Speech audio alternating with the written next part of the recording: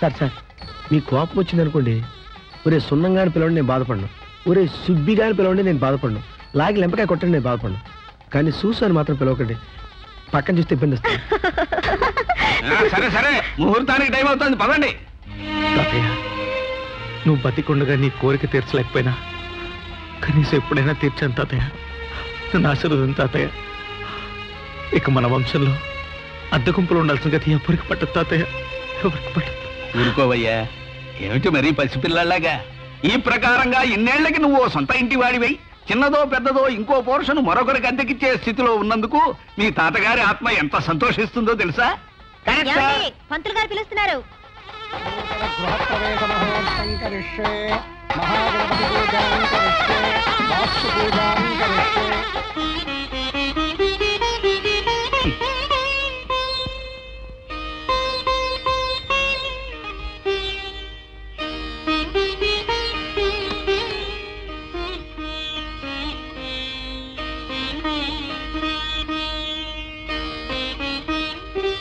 ఆ గది మీ bedroom.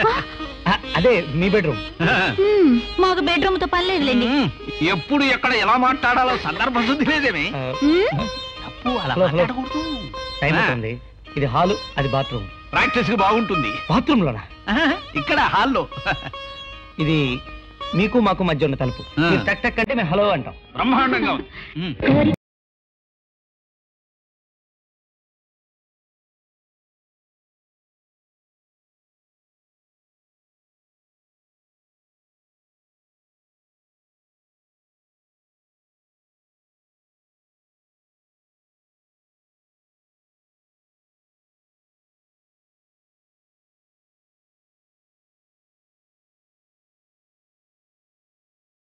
Bus మానిపించి 2 పూట్ల సైకిల్లో తీసుకెళ్ళడం మీకు కష్టంగా లేదా అండి?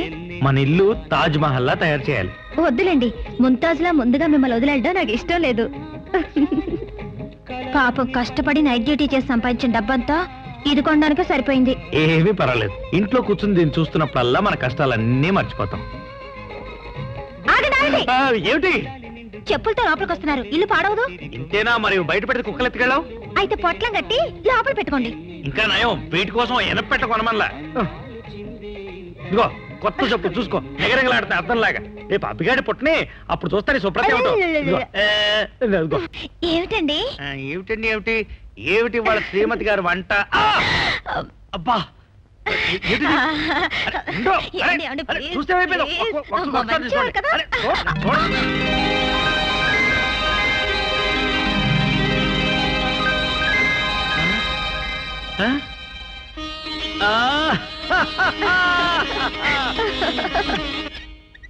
ఇక్కడే ఆ పాపం. బ్యాంక్ మేనేజర్ గారు చచ్చిపోయినట్టు కదండి? అవును. ఏంటమ్మా అలా చూస్తున్నావు? మర్చిపోయావా? ఆ చచ్చిపోయిన మేనేజర్ నమ్మి మీకు అప్పిచ్చిన వెధవనమ్మ నేను. మీకు అప్పిచ్చిన పాపానికి నన్ను ఎండలో నిలబెట్టి మీరు రిక్షాలను రథాలను ఊరేగుతున్నారా? ఏమిటండి ఆ మాటలు? మేనేజర్ గారు చెప్పిన ప్రకారం ఇంకా 3 నెలలు గడువు ఉంది కదండి. చాలే ఊరుకోవమ్మా.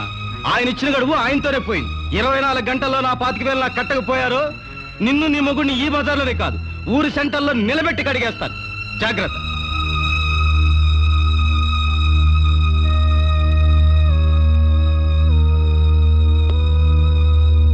గల్లాంటి పట్టండి బాబు.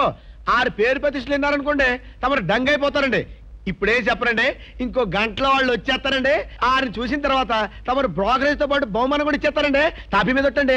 నీ తాపితోళ్లు పలుకు ప్రమాణాలను పక్కన పెట్టు. గాంధీ గారంతటి మర్యాదస్తుని నేనే చూసుకున్నాను. అయ్యి బాబాయ్ ఇదేంటండి బాబు? మేస్త్రి ప్లస్ బ్రోకర్ నేనుండగా తమరే బ్రోకర్ అయిపోయారనుకోండి మా పునాదులు కదిలిపోతాయండి. నా మాట కదండి బాబు. ఆయన ఎవరికో మాట ఇచ్చిన తర్వాత ఎలా కుదురుతుందండి? తమరు అలా సిమెంట్ లో బిగిసిపోయారనుకోండి నా టాపితో నేనే పొడుచుకోవాల్సి వస్తుంది. అంటే కదా 2వ మాట ఉంటే చెప్పండి బాబు. 2వ మాట లేదు, 3వ మాట లేదు, మూసుకో. అదిగో గురుగారు. బాబాయ్ నన్ను చూపించండి బాబాయ్. అయ్యి బాబాయ్ మీకు ఇల్లు ఇప్పించలేకపోయానండి బాబోయ్. ఆ రంట చెప్పిన లేదండి బాబోయ్. ఏంటే నువ్వు అనేది? నువ్వు చెప్పింది కూడా ఈ దాస్ గారి గురించారా? మరేనండి టాపీ మీద కొట్టండి. అవునయ్యా, నేను మాట ఇచ్చింది కూడా వీరికే. పార్టీ కోరింది సిమెంటే, రేషన్ ఇచ్చింది సిమెంట్ అన్నట్టు ఈ గొడవ ఎక్కడండి బాబు? దీన్నే వాస్తులో ద్విఫలం అంటారయ్యా. ఏమంటారండి? ద్విఫలం. నువ్వు వారు కలిసి నన్నే కోరుకున్నారంటే వారి టైము బాగుంది, నా టైము బాగుందన్నమాట. వారి టైము బాగుంది, మీ టైము బాగుందండి. మధ్యలో నా టైమింగ్ ఏంటి బ్యాడ్? ఏమయ్యా ఓనర్ సైడ్ నుంచి వచ్చారు కదండి, మా బోకరేజ్కి బొక్కండి. డబ్బు కోసం గడ్డి కరిచే నికృష్టపు నా కొడక అని నేను తిడితే నీ మనసు బాధపడుతుంది కదా. సహజంగా ఫీల్ అవుతాం కదండి మరి. అందుకే నేను అన్నయ్య నీ బ్రోకరేజ్ నేను ఇస్తాను. ఆ రాజు, నీకు నా అద్దె నెలకి 2500 ఇద్దాం అనుకున్నాను, కానీ ఇల్లు బయట నుంచి చూస్తేనే 3000 ఇవ్వాలనిపిస్తుందయ్యా. అలాగే అడ్వాన్స్ కూడా 25,000 కాదు 30,000 చేసుకో, నీకు ఏదైనా ఖర్చుకు పనికొస్తుంది. చెక్కు రాసించాను, తీసుకో.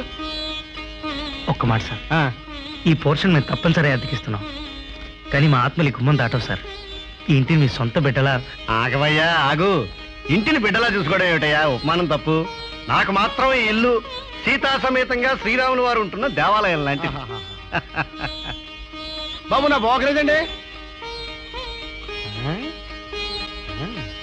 ఇంట్లోకి ఎప్పుడొస్తారు బాబాయ్ గారు? రేపు దశమి శుక్రవారం, దినఫలం దివ్యంగా ఉంది. రేపే దిగిపోతానమ్మా. ఇలా అప్పులు ఇచ్చి అవమానించడానికి నువ్వేం చదువుకున్నావో నాకు తెలియదు, కానీ మనిషిగా మారడానికి మాత్రం నువ్వు చాలా నేర్చుకోవాలి. ఒక ఆడపిల్లని 10 మంది ముందు సభ్యత సంస్కారం లేకుండా అవమానించడం నీ తత్వం కావచ్చు, కానీ అది మానవత్వం కాదు. మనుషుల మధ్య బతికేటప్పుడు కడుపుకి తిండి, ఒంటికి బట్ట ఎలా మెయింటైన్ చేస్తామో అలాగే కొన్ని కట్టుబాట్లు మెయింటైన్ చేయాలి. మైండెడ్.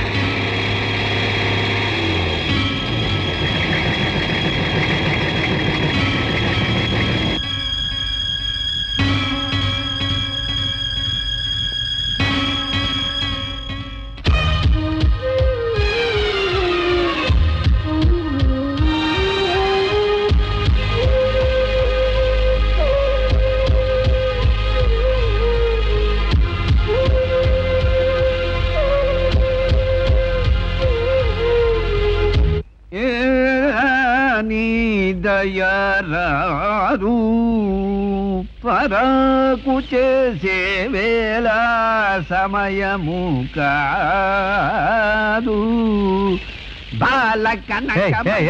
ఏమిటయ్యా అది?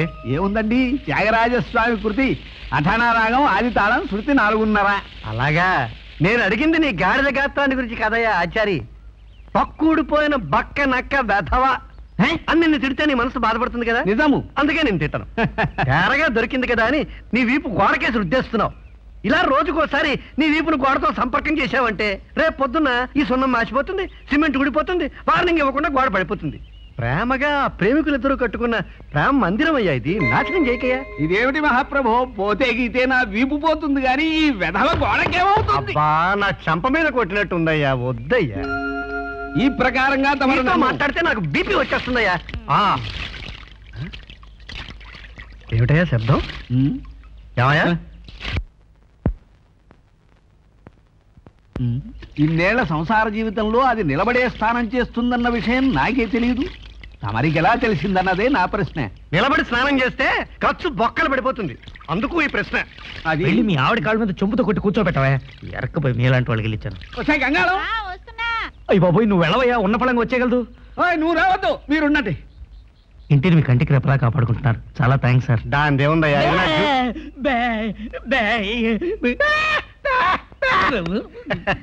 నా దీపారాధన టైం అవుతోంది, త్వరగా బయలుదేరమంటాడు పిచ్చివాడు వాడి భాషలో. రాజు, ఆ గుడిసె అక్కడ ఉండడం మంచిది కదయ్యా, వాస్తు శాస్త్రం ఒప్పుకోదు. మరి మేము అందులోనే ఉన్నాం కదండి. అందుకే చెప్తున్నాను, ఓ పంచి ఆ గుడిసెని తీసుకెళ్లి మేడ మీద వేయించు, అప్పుడు దాన్ని పెంట్ హౌస్ అంటారు, రాజసంగా ఉంటుంది. నీ జాతకంలో రాజపూజ్యం ప్రారంభం అవుతుంది. వెంటనే చేంజ్ చేసి. అలాగే సార్, వెంటనే మార్పిస్తాం.